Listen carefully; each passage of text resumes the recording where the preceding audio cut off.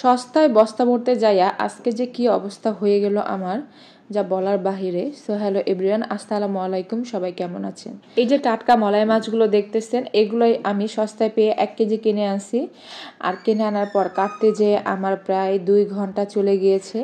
আমি এমনিতেই মাছ কাটতে পারি না, তার উপরে আবার আনছি 1 কেজি। যাই হোক, অনেক কষ্ট করে কেটে তারপর সুন্দর করে ধুয়ে বক্স ভরে রেডি করে নিয়েছি। আসলে সস্তায় পায়ে ভাবছিলাম নিয়ে আসি, কাটতে পারবো, কিন্তু কাটতে যে মাজার অবস্থা পুরাটাই 12টা বেজে গিয়েছে। আমরা মেয়েরা বোধ হয় এরকমই হয়, সংসারের জন্য কিছু একটু সস্তা দেখলেই একেবারে হুমড়ি পড়ে নিয়ে আসার চেষ্টা করি, কিন্তু পরবর্তীতে আমাদেরকেই পস্তাইতে হয়। যাই হোক, মাছগুলো ফ্রিজে রেখে এদিকে আপনাদের ভাইয়া একটা মুরগি নিয়ে আসছে। মুরগিটা প্রায় 2 কেজি ওজনের ছিল। 1 কেজি মাছ কেটে আবার মুরগি কাটতেছে, আপনাদের ভাইয়ার উপরে এত রাগ লাগতেছিল। যাই হোক, মুরগিটা কেটে তার সাথে একটা আলু এরকম চাকচাক করে কেটে নিয়ে সুন্দর করে ধুয়ে নিয়েছি। অল্প একটু মুরগি রেখেছি, আর বাদবাকিটা দিয়ে আজকে বিরিয়ানি রান্না করব। তো আগে থেকেই আপনাদের ভাইয়া পেঁয়াজ কুচি কুচি করে চুলায় দিয়ে দিয়েছিল। তো হালকা ভাজা হওয়ার পরে আমি মুরগি আর আলুগুলো দিয়ে একটু ভালোভাবে ভেজে নিচ্ছি। আর অন্যদিকে আমার টেবিলটা অনেক ময়লা হয়েছিল, সেটা পরিষ্কার করতেছি। আজকে ভিডিওতে ভয়েস দিতে যে এত পরিমাণ বিরক্ত লাগতেছে, বাইরে নয়েজটা অনেক বেশি আসতেছে, কারণ আমি আমার নতুন বাসায় বসে ভিডিওর ভয়েসটা দিতেছি। আর এই ভিডিওটা কিন্তু আমার আগের বাসার করা, একটু অসুস্থ থাকার কারণে ভিডিওগুলো আপলোড করতে পারছিলাম না। তো আজকে একটু ভালো লাগতেছে, যার জন্য ভিডিওটা আপলোড করতেছি। তো সবাই একটু কষ্ট করে দেখে নেবেন।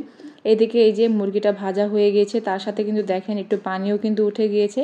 তো আমি এখন পেঁয়াজ বাটা, আদা রসুন বাটা, তারপর কাঁচামরিচ, টক দই, তারপর সস আর বিরিয়ানির মশলা দিয়ে মাংসটা ভালোভাবে একটু ভেজে নিব। বিরিয়ানির মশলাটা কিন্তু আমি পুরাটাই দিব, কারণ এখানে 1 কেজি চাল, প্রায় 1.5 কেজির মতন মাংস, আলু, এর জন্য পুরো মশলাটাই দিচ্ছি। তো মশলা সবগুলো অ্যাড করার পরে ভালোভাবে আমি নেড়ে চেড়ে নিচ্ছি। আর এখন সামান্য পরিমাণে একটু ঝোল দিয়ে দিচ্ছি। আজকে দুধ ছিল না বাসায়, এই জন্য আমি দুধ দিতে পারি নাই। আর এদিকে মাংস কষাতে কষাতে আমি এসে দেখি আমার ডাইনিং টেবিলের অবস্থা দেখেন, 2 বাপ পুতে মিলে কি করে ফেলছে। আমি একটু আগেই ডাইনিং টেবিলটা পরিষ্কার করে গেছি, আর এসে দেখি শশা কাটার প্রতিযোগিতা লাগছে, কে এরকম শশা কাটতে পারে।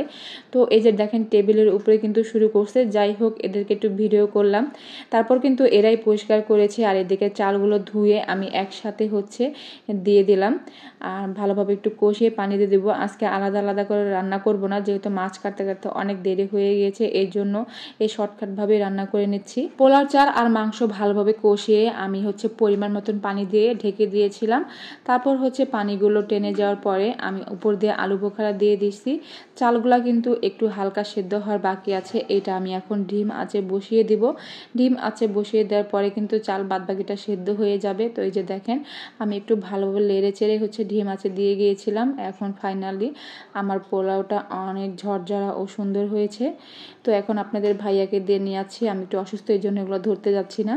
আজকের মতন আমার এই ভিডিওটা এই পর্যন্তই। যাদের কাছে আমার পুরো ভিডিওটা দেখে ভালো লাগবে, অবশ্যই লাইক কমেন্ট শেয়ার দিয়ে পাশে থাকবেন। দেখা হবে নেক্সট ভিডিওতে। সবাই ভালো থাকবেন, সুস্থ থাকবেন। আল্লাহ হাফেজ।